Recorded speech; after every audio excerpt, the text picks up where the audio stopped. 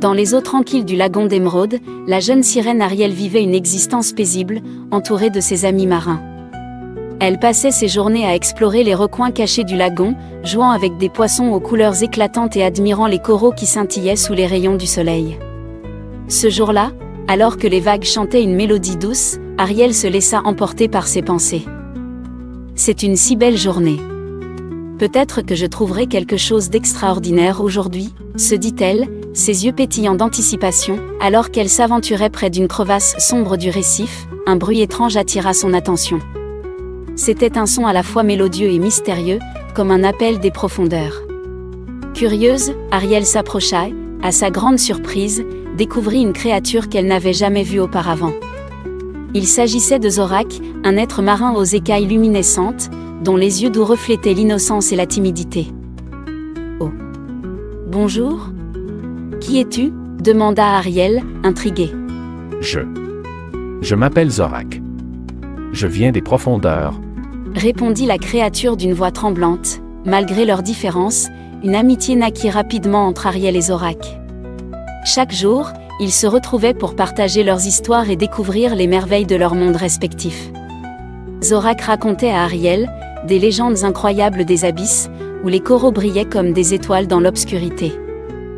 Ariel en retour, l'emmenait jouer dans les eaux peu profondes, où la lumière du soleil dansait sur les vagues. « Ici, nous jouons avec les rayons du soleil. »« Regarde !» s'exclama-t-elle en faisant des pirouettes parmi les algues, tandis que Zorak riait, émerveillé. Cependant, alors qu'il s'amusait, une ombre massive obscurcit soudainement l'eau cristalline.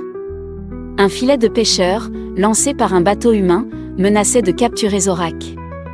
La panique s'empara de lui. « Attention, Zorak! Nage vite !» cria Ariel, son cœur battant la chamade. « Je ne suis pas assez rapide » répondit Zorak, perdu dans la terreur.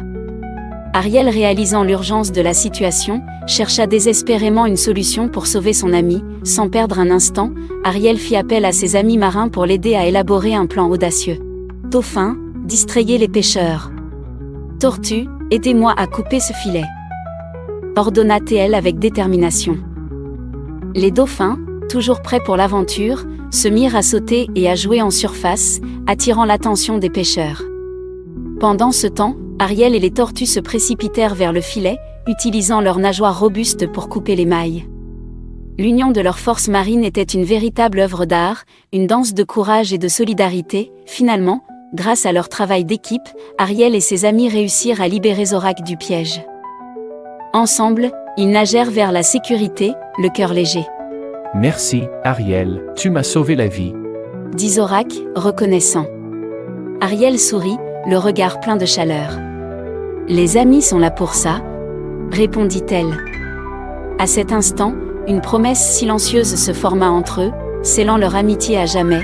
Malgré les océans qui les séparaient, Ariel et Zorak restèrent liés par un lien indestructible. « Promets-moi de toujours rester toi-même, Zorak » lui demanda Ariel un jour, alors qu'ils nageaient côte à côte vers l'horizon.